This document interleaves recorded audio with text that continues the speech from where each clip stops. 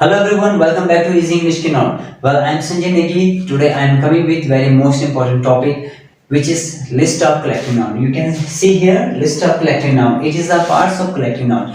In last video, we did collective noun, but there I taught you what is the definition of collective noun, and I gave you some common errors with examples. So this topic is very must because without list of collective noun, we cannot to solve any kinds of question which is related to collective noun. So if you want to solve any kinds of question which is related to collective noun, then we have to understand what is the list of collective noun. Without list of collective noun, we cannot understand this kind of question. All right, so there is no use doing collective noun unless we do it. So keep watch my video, do like, share, comment, and don't forget to subscribe my channel. I am making this video only for you, not for me, because I want to share my knowledge with all of you so that you can learn English grammar with me. And if you want to improve your communication skill, don't forget to talk in English and don't stop to talk in English. You have to talk in English every day. It doesn't matter what kind of English you are talking, you are using, it doesn't matter, but you have to start talking English, then your communication skill may be improved one day. All right, okay, so first of all we have to start the list of collective noun. Number one, herd, H-E-R-D, herd. And number two, flock, F-L-O-C-K, flock. Number three, fleet, F-L-W-T, fleet.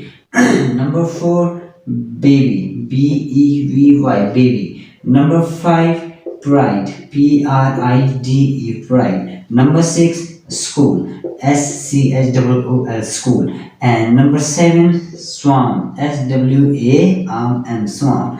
Number eight, galaxy, G-A-L-A-X-Y, galaxy, galaxy, okay. And number nine, gang, G-A-N-G, gang. Okay, that's enough for number one, herd, flock, fleet, baby, pride, school, swarm, galaxy, and gang. I think I should use Hindi language so that he or she can understand very well. Okay, so first of all हम बात करते हैं herd. Herd का मतलब क्या होता है? Herd का मतलब होता है जब हम किसी भी ये सब का मतलब क्या है? सबका ग्रुप है ये, यहाँ पे कोई सिंगल नहीं है, ये सब के सब क्या है? ग्रुप है. अब हमें पता चलना चाहिए कि हर्ड का हम कहाँ यूज करते हैं, फ्लॉक का यूज कहाँ करते हैं, and where do we use fleet, and baby, pride, school, swarm, galaxy, and gang. Okay, तो हर्ड का यूज हम दो तरीके से करते हैं. we use herd in two situation. Number one, in group of animals and group of human being. दो तरह से हम यूज करते हैं हर्ड का. एक तो जानवर के साथ भी जो ग्रुप ऑफ जानवर के जो ग्रुप होते हैं उसके साथ भी हर्ड यूज कर सकते हैं, और ह्यूमन बीइंग के साथ भी हम यूज कर सकते हैं. जैसे मैंने कहा, इसके एग्जांपल मैं लिख सकता हूं यहाँ पर. Example, H-E-A-R-D, heard of cattle.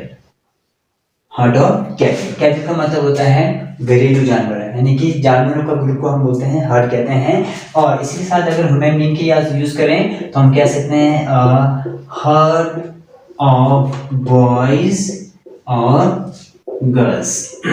लड़कियों का ग्रुप हो गया, लड़कों का ग्रुप झुंड हो गया. एक तरह इसका मतलब होता है झुंड होता है. ठीक है, ये सब के सब झुंड है. किस किस की झुंड है में पता होना चाहिए. तो हर्ड को हम दो तरह के यूज करते हैं, एनिमल्स के साथ भी कर सकते हैं और ह्यूमन बीइंग के साथ भी हम यूज कर सकते हैं. अगर मैं बात करूं फ्लॉक, अगर आपने बहुत सारे पक्षियों का ग्रुप देखा, पक्षी मीन्स बर्ड्स है ना, अगर आपने बहुत सारे पक्षियों का ग्रुप देखा तो आप वहां पे यूज कर सकते हैं. You can use flock, F-L-O-C-K, flock of birds. पक्षियों के ग्रुप को हम कहते हैं फ्लॉक कहते हैं. फ्लीट, फ्लीट का मतलब होता है fleet, F-L-W-E-T, fleet of ships. Fleet of ships, जहाजों का जो ग्रुप होता है उसे हम कहते हैं फ्लीट कहते हैं. बेबी, आपको मैंने एग्जांपल दे चुका था पिछले वीडियो में, तो हम दे सकते हैं बेबी ऑफ गर्ल्स. बेबी का यूज सिर्फ हम गर्ल्स के साथ करेंगे, इसको यूज हम बॉय के साथ कभी नहीं करते हैं. बेबी का मतलब होता है लड़कियों के जो झुंड होते हैं, ग्रुप होते हैं, उसे कहते हैं बेबी ऑफ गर्ल्स कहते हैं.